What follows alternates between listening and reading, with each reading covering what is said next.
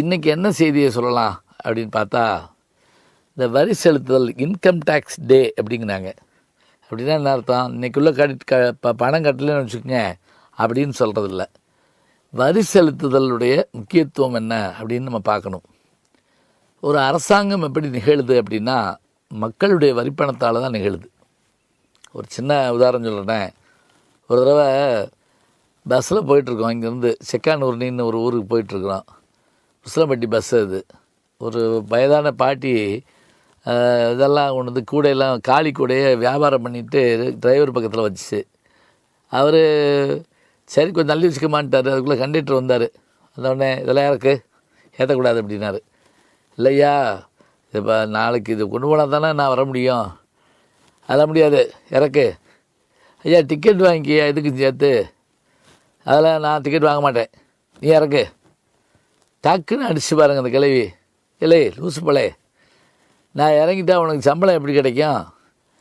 நான் வரதுனால தானே என் டிக்கெட்டை வச்சு தானே உனக்கு சம்பளம் கொடுக்குறாங்க. இந்த பஸ்ஸு ஓடுது, பெட்ரோல் போடுறது, டிரைவருக்கு பணம் கொடுக்குறது எல்லாம் அதில் தானே. காசை வாங்கிட்டு போவையான்னு ஒன்று எல்லோரும் அப்படியே ஸ்தம்பிச்சுன்னு போனோம். எவ்வளோ எளிமையாக சொல்லுது அந்த அம்மா. அதாவது ஒரு வருமானம் இருந்தால் தான் எதுவுமே நடக்கும். ஒரு குடும்பத்திலே எடுத்துக்கங்களேன். இந்த குடும்பம் நிகழ வேண்டும் என்று சொன்னால், ஆகாறு அளவு இட்டிதாயினும் கேடில்லை, போகாறு அகலா கடை. திருக்குறள். இதுக்கு என்ன அர்த்தம்? ஆறுனா வழின்னு அர்த்தம். வருகின்ற வழி குறைவாக இருந்தாலும் போகின்ற வழி, அதாவது வருமானம் வருகின்ற வழி குறைவாக இருந்தாலும் செலவு என்கின்ற வழி அதிகம் இல்லாமல் இருக்குமே ஆனால் அந்த குடும்பம் சிறப்பாக இருக்கும். ஒன்றும் இல்லைங்க, ஓட்டப்பானையில் தண்ணி ஊற்றினா அம்பிட்டு ஒளிவு போச்சுன்னா என்ன ஆகும்? அதுபோல் நம்முடைய வருமானத்துக்கு ஏற்றபடியாக வாழ்க்கை இருந்தால் மிக நல்லது. எங்கள் அப்பா தமிழாசிரியராக இருந்த குருநாதன் அவர்கள் சொல்வார், மகனே இது நல்ல குரல், இது இப்படி கூட வச்சுக்கேன், செலவு அதிகமாகுதுன்னு வச்சுக்கோ வாழ்க்கையில். அப்போ நீ என்ன பண்ணணும் அப்படின்னா, உன் வருமானத்தை கூட்டிக்கோ அப்படிம்பார். இது அப்படியே உள்டாக சொல்லுவார். செலவு அதிகமாகுது, இப்போ என்ன பண்ணுறது? அப்போ உன் வருமானத்தை கூட்டு. அதுக்காக என்ன பண்ணணும்? வருமானத்தை கூட்டுன்னா லஞ்சம் வாங்குன்னு சொல்லலை. ஓவர் டைம் பாரு, புதிய வேலைகளை தொடங்கு, எழுது, படி, பயணப்படு என்று அவர் சொல்லிக்கிட்டே போவார்.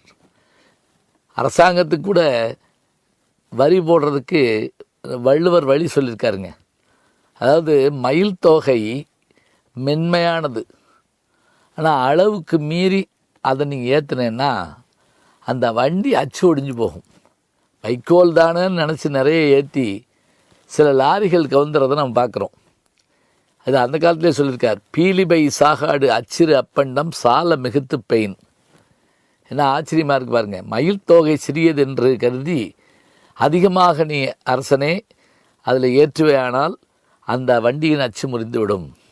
அதாத்த காட்டில் சங்க இலக்கியத்தில் ஒரு புலவன் சொல்கிறாங்க, எப்படி மன்னா நீ வரி போடு, அந்த வரி எப்படி இருக்கணும்னா மக்களை பாதிக்காமல் இருக்கணும். ஆக வரிப்பணம் என்பது மக்கள் எதற்காக செலுத்துகிறோம் என்று சொன்னால், அரசாங்கம் என்பது என்ன?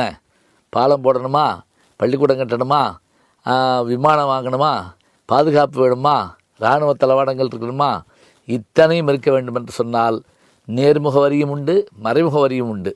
மறைமுக வரின்னா ஒரு சினிமா டிக்கெட்டில் 10 ரூபான்னு வச்சுக்கோங்க, சும்மா ஒரு விளையாட்டுக்கு சொல்கிறேன், 10 ரூபான்னு வச்சுக்கோங்களேன். அதில் குறைஞ்சது ஒரு 6 ரூபா 7 ரூபா வரைக்கும் நாம் பல்வேறு வகையில் அந்த வரிகளை கட்டுவோம் அப்படின்னு சொல்லுவாங்க. இது மாதிரி வரிகள் இருக்குமானால்தான் அந்த நாடு மிகச்சிறப்பாக இருக்கும். வருமான வரிகளே செலுத்தாத மக்கள் இருந்தால் அந்த நாட்டில் செயல்பாடுகள் இருக்க முடியாது. ஆக வருமானத்தையும் பெருக்குவோம், வரியையும் தவறாது செலுத்துவோம்.